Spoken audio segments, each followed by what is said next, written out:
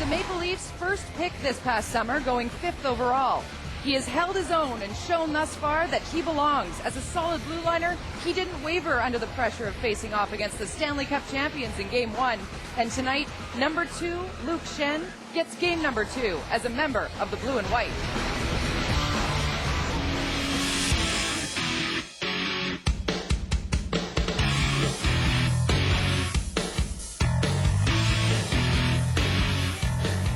Time for the games that count. The Habs in town. The Leafs are ready. An old rivalry renewed for the 2008-2009 home schedule to begin the Toronto Maple Leafs at the Air Canada Centre. And you're locked on with LeafsTV. Hi, everybody. I'm Jody Vance, along with Joe Bowen, your play-by-play man, Mark Morrow, our hockey analyst, and our senior reporter and my co-host for the evening, Paul Henrik. Thank you guys for being here. Lots to cover off tonight. What's going to be happening is we're going to talk about the headlines, of course. Lots of Leaf headlines to cover off. Also, special visitors to be dropping by. Olympians, gold medalists aplenty will be stopping by here at Leaf Nation HQ at Gate 1 at the Air Canada Centre. And also, we have to talk about this wicked rivalry. We often see it wrap up in April, where it comes down to the Habs and the Leafs in a bitter battle, but I know each one of you has your own story of a rivalry. Like this one, we always talk about it being an original six, but Joe Bowen, it's more than just original six. This is Habs Leafs. When did wicked become good? When did that word change? When it was wicked good, you know, anyway, wicked good. Well, you know, the one thing about this is that growing up in Sudbury, you got 1 week you got the Leafs on TV with the Hewitts doing the game, and the next week Danny Gallivan was doing the national game, and it was Montreal. The city and the area of Sudbury was divided right down the middle. The O'Reilly brothers were my best friends, and I hated them all because they were Canadiens fans. So it was a real interesting way of kind of going through it all. And it was a great rivalry, and the reason that the Leafs and then President Ken Dryden wanted them back in the Eastern Conference was as much to rekindle this rivalry. Unfortunately, and it has been rekindled to some extent, but the other aspect is it hasn't resulted in a playoff series yet. That's when it'll be really rekindled. Yeah, and that's the ultimate goal that we have here. Now, once again, my story is not clearly as good as yours. I grew up in Toronto. Well, I'm older than you. It was one-dimensional. I watched Toronto. There was nobody else to watch. That's who our team was. And it comes down to it, when you talk about these two teams, you either love the Leafs or you hate the Leafs, and you either love the Canadiens or you hate the Canadiens. So there's no halfway between it. You see that with the fans tonight. You'll see that on the ice. And the ultimate goal is the playoffs, because that's what really gets the blood boiling and determines those things. Absolutely. My story is better than both yours. Oh, good. Well, you are the senior reporter. Well, I am. I grew up in the mining metropolis, guys, of Rouen-Noranda. And growing up, it was a microcosm of what the Montreal-Toronto rivalry was all about. You have your French, you have your English, and of course the French cheering for Montreal, the English for Noranda. In Rouen, Jacques Laperriere and the Rouen Citadels. In Noranda, we had Dave Keon. Later on, Dale Talon playing for the Noranda Copper Kings, Ray-Jean Houle playing for the Rouen Citadels, and on it went. So here we have it again. This is a rivalry that transcends hockey. Jody, I think it's religion. I'm rubbing shoulders with some serious name droppers. I'm enjoying that. Well, it is 30 years in broadcasting. Impressive. I read that on the screen. And look how styling he Never looks. been fired. Unbelievable. Senior reporter, I guess he is. Talking about dropping some names, we got to head outside to a party princess tonight, Andy Petrillo. Andy.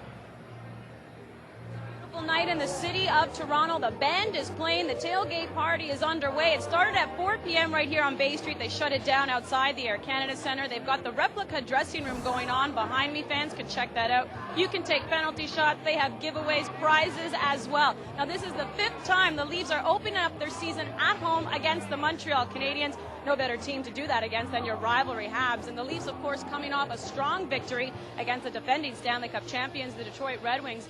Dominic Moore, huge in that game, coming off a groin injury. That was his first game he's played. He only played 2 in the preseason, scored a goal, blocked a shot, and won a very key face-off in the dying seconds of that game. So the Leafs looking to keep up that consistency. Ron Wilson wanted 60 minutes from his team, and that's exactly what he got. He's looking for it again against the Montreal Canadiens. I'm going to enjoy myself just a little bit, but of course I got to head inside and do some work. Guys?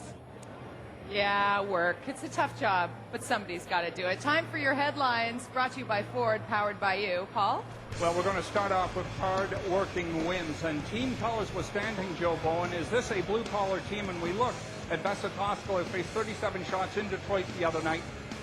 Well, the majority of those shots from the perimeter? And second of all, did you like the way he works the angles against a very good angle team like the Wings? Well, he was playing much better than he did in the preseason, which you would expect with a veteran goaltender. And I think the other aspect of it was he was certainly in control of the game, and a lot of people were helping him out by blocking shots. And this is an aspect that Coach Ron Wilson has preached to them.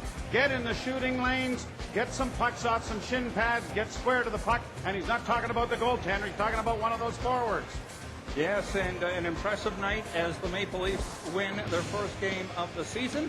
And as mentioned, 37 shots. You got to love a save percentage of 9-4-6. And as the Leafs go, I'd have to think so too does Vesatosko. Well, as Vesatosko goes, so goes the Leafs. Yeah, you're right. He's gonna be a very key component of it. But they got a lot quickness. The speed of what they showed, I thought, Mark, was outstanding. And if they can skate like this for a full season, this team will be in every game. And it's like you said, we knew Vesatosko was going to get better, and we also knew that this team possessed a lot of speed. However, they really went out and showed it, and that's going to be a huge asset for this team moving forward. When you're an offensive style system, the tendency a lot of times is to sit back. This team isn't doing that. They're being very aggressive. They're going hard on the forecheck. They're using their feet. When you're moving your feet, good things happen. It means you can draw penalties. You can get in on the play quicker. You can force turnovers quicker. A lot of good things happen, and it's not lazy hockey, and that's what Ron Wilson's really preaching, hard work. The ability to roll 4 lines and 3 defensive pairings certainly helped in that regard as well. Well, Michael Ryder and Brian Smolinski are now gone. Up front, Alex Tanguay and Robert Lang, and dare I say, Joe, this is a major improvement. How seamless might their transition be to the Montreal lineup this season? Well, I think they both can skate, and they're both very creative offensively, and that will fit right in with what Guy Carbonneau and the Canadians have in mind for them, and they're going to give them a lot of depth up front. They certainly do have, I think, the best complement of forwards in the Eastern Conference, to be sure. And if they have that and they are all working on all cylinders and Lang has a good year, they're going to score a lot of goals. You look at this, the depth of this team with the skilled offense that they have, and you add these 2 players to that mix, and it becomes a very scary picture. And these guys are both players that have excelled when they played with other skilled players. You look at Lang, he had Jaromir Jagr in both Washington and Pittsburgh, and he was able to put up some great numbers. He's put up numbers without those guys as well, but Alex Tanguay in Colorado in his first year in Calgary, he may have fell back a little bit last year, but they're looking for him to bring in big numbers this season. Well, 2 months shy of his 38th birthday, can we expect a 9th consecutive 50-point or better season from Robert Lang? He had a chance to talk with our very own Andy Petrillo earlier this morning.